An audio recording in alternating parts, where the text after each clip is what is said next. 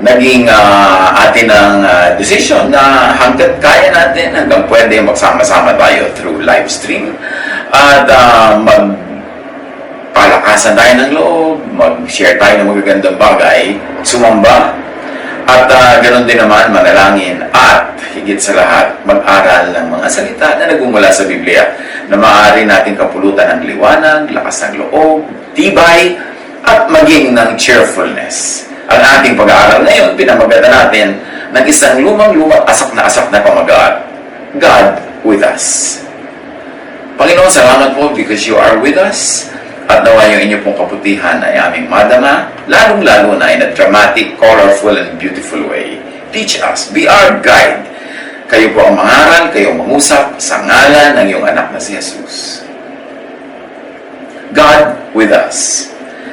Napakatanda na po natin na pag-aaralan at paulit-ulit na binabalik-balikan that God sent Jesus to earth as human to be with us. And by being with us, it means physically. Sa katawang lupa. Kaya sabi sa John 1:14, the Word, referring to Jesus, became flesh and made His dwelling among us. So kasama natin si Jesus physically dahil siya man ay nagsuot ng katawang lupa.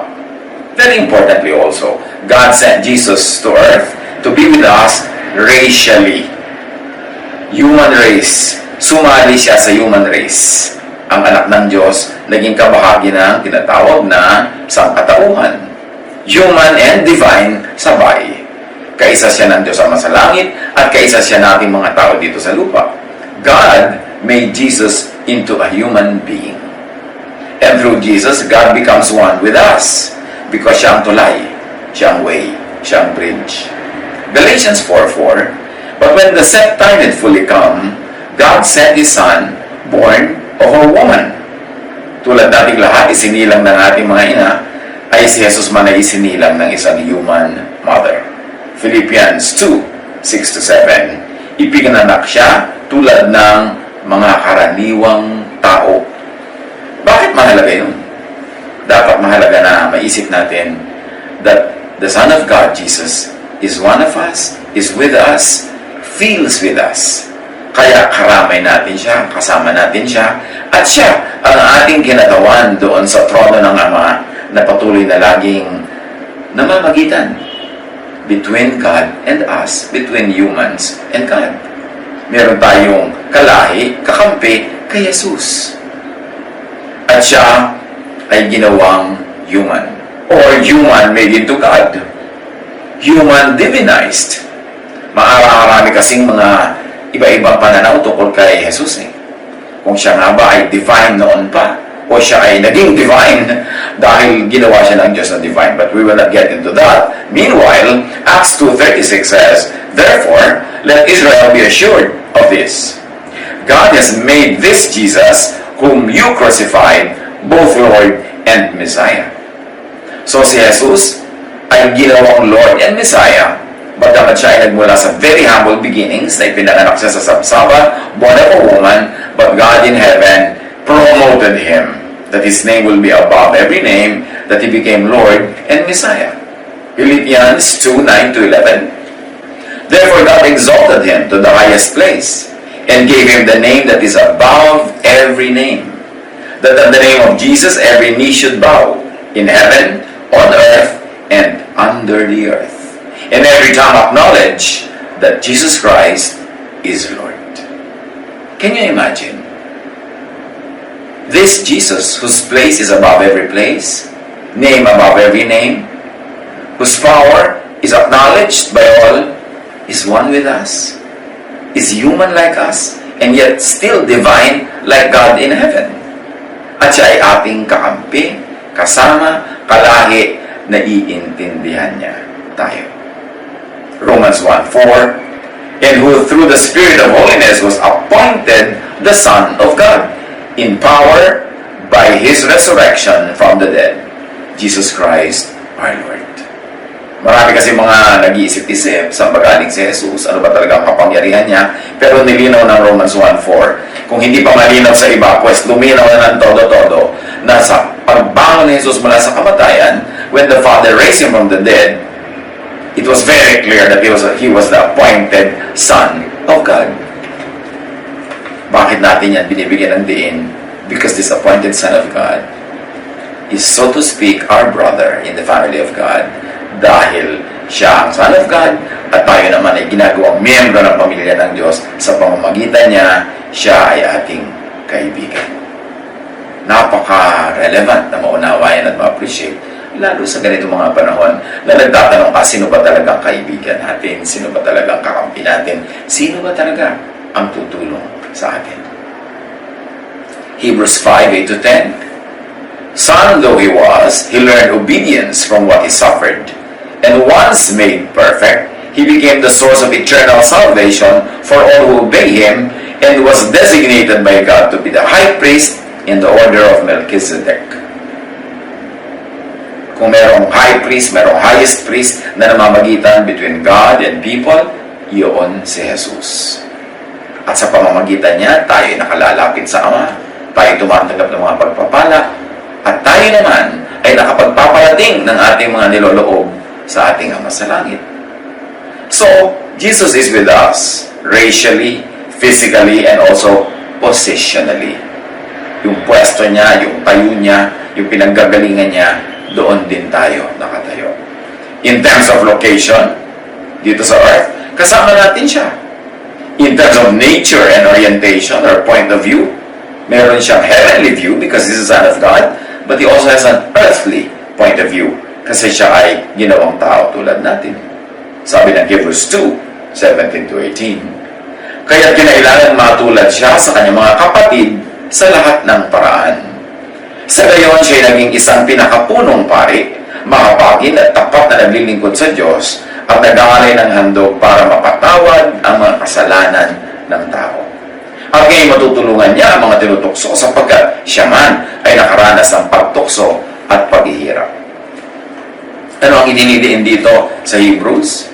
Siya ay nag-aalay ng handog para mapatawad ang mga kasalanan ng tao.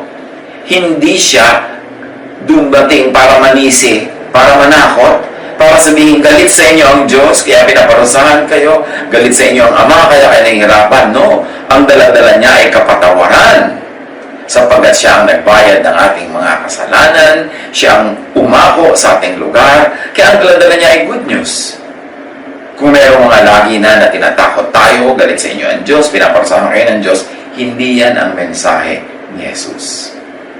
Ang dala-dala niya ay kapayapaan, pagpapatawad ng Ama. Kaya nga yung bumabagyo at natatakot na kanyang mga disciples sa makalubog ang bangka, nung ginising siya, ang sinaway niya yung bagyo, hindi yung mga disciples. Hindi niya sinabi sa mga disciples na may bagyo kasi galit sa inyo ang Diyos, kailangan kayo magsisi, kailangan kayo mag-ayuno, kailangan kayong magbuhos ng mga abo sa inyong ulo. Hindi na pinagawa niya. Ang sinaway ni Jesus ay yung bagyo. At yun ang ating danadalangin, na sa kanyang tamang panahon, sawayin niya itong mga gumugulo sa atin, sawayin niya itong mga tumatakot sa marami, dahil kung paano niya sinaway ang bagyo noon, ganun din niya kayang sawayin ang anumang bagay na gumugulo sa atin. Dapat na tayo magtiwala, dapat natin gawin kung ano ang practical para hindi tayo magulo niyan, para mapalaki natin yung posibilidad na tayo hindi niya maapektuhan in a long and a difficult way. Let's do what is practical and what is doable from our human point of view and human power. Pagkatapos ipagtiwala sa Panginoon, at katulad ni Jesus noon na natutulog at nagpapahinga siya, kahit may bagyo, yung bangka ay sinisiklot-siklot ng mga alon, yun ang pag-aaralan natin. Magkaroon ng ganong uri ng kapayapaan kahit may bagyo. Sapagkat ang paghahari ng Diyos ay nasa ating puso, nasa loob natin, nasa isip, hindi nasa mga nangyayari sa labas. So si Jesus is God with us. Hindi galit ang Diyos sa tao. Yan ang mensahe ni Jesus. Inaakunan niya ang lahat ng dapat akuin, binayaran niya ang dapat bayaran, and by one single sacrifice, He has made perfect for all time all those that will believe in God through Him. At sinabi nga dyan sa John na tayo inilipat na mula sa kamatayan tungo sa buhay na walang hanggan. At sinasabi ni Jesus, come to me all of you who are tired and heavy laden, and I'll give you rest. Rest ang ibinibigay niya, hindi pang-uusig, hindi pananakot, at hindi para tayo lagi na guilty, lagi na feeling kulang, Kaya tuloy, lagi pang nagkakaroon tayo ng alalahanin. Ipanatag ang loob. Ipagkaloob sa Diyos ang ating mga iniisip sa pamamagitan ni Jesus. Manalig at manindigan at laging alalahanin. Si Jesus ay ating kasama. Siya ay kapwa natin tao bagamat siya ay Diyos. Siya ay kapwa natin kalahit at siya ay lagi na nandun sa pagitan ng Diyos at ng tao upang siya ang mamagitan para sa ating ikabubuti. Hindi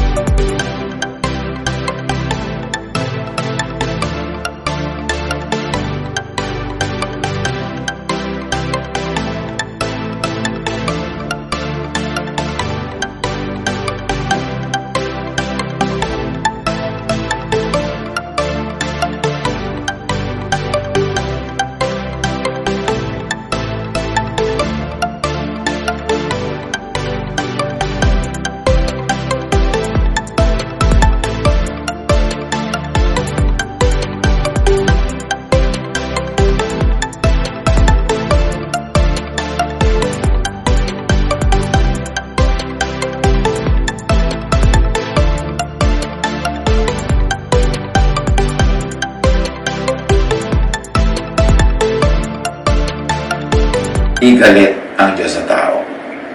Dahil hindi naman talaga pinagmumukhang galit lang ng mga priests and Pharisees noong panahon ni Jesus at sa maraming panahon. Merong mga religious leaders na laging pinagmumukha nilang galit ang Diyos. Lagi silang nagtuturo ng kailangan mag-offering kayo, kailangan mag-repentance kayo. Kasi they are in the center of the economy of repentance. Kasi yung mga priest ng araw, pag nagtuturo makasalanan ng bayan, kailangan ng repentance. They place themselves in the center of that entire ceremony, that entire endeavor, that entire activity. And it makes the priesthood very, very important. When the people are made inadequate, they are made to feel inadequate, and they are made to feel that God is angry at them, and only the priest can minister between them and God. Kaya dapat din natin isipin yun. Ang daladala ni Jesus ay mensahe ng kapayapaan mula sa langit. Doon tayo umasa. Pag-aralan natin kung ano ang pananagutan ng mga tao sa mga nangyayaring mga nagiging challenges around us, at kung yun ay makita na natin, ginawa natin ang tama, ihingi natin ang tawad sa Panginoon ng pagkukulang natin bilang humanity against nature, against the many other creatures that God made, ang mga kasalanan natin laban sa mga kabunduan, sa tubig, sa halaman, sa hangin, sa mga hayop.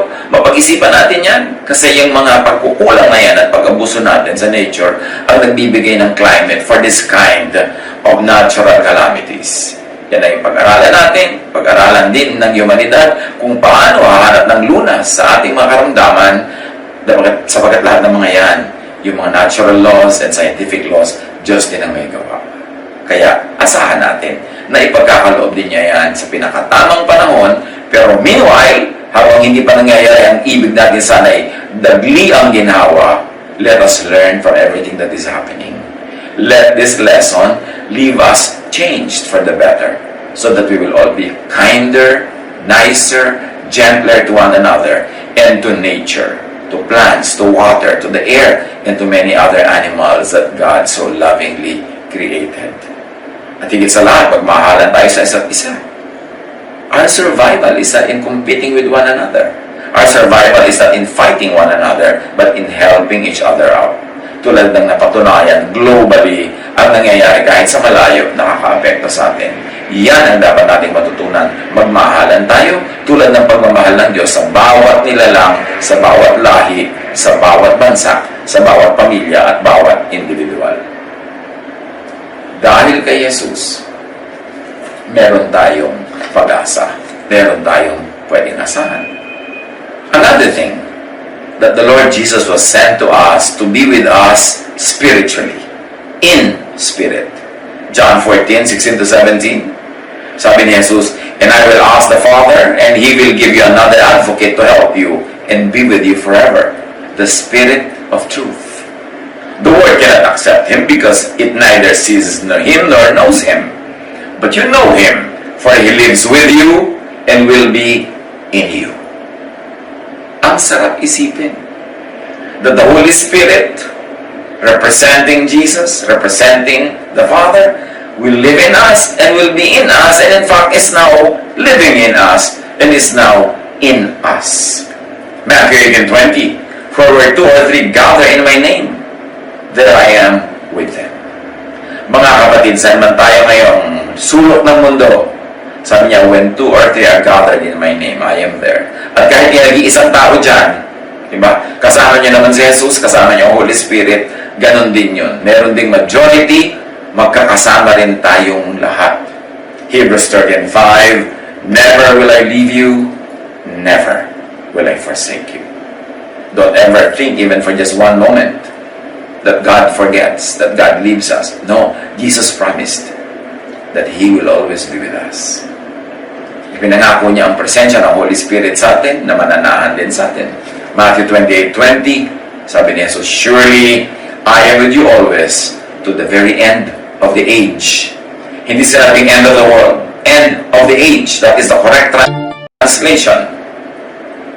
Pag sinabing sa Greek yung end of the age, sinasabi yun na telos tis ilikias. End of the age, hindi end of the planet, hindi age of end of the world, kundi end of time. And end of time doesn't mean nothing will exist anymore. It's just the end of a period, end of an era. It doesn't mean the end of the planet, tulad ng pinapanakot ng marami na magwawakas na ang planeta, magwawakas na ang mundo. No! Dahil ang pangako, thy kingdom come. Darating pa nga eh. Lalong gaganda itong ating kapaligiran. A new heaven, a new city of God. Hindi sinabing gigibahin.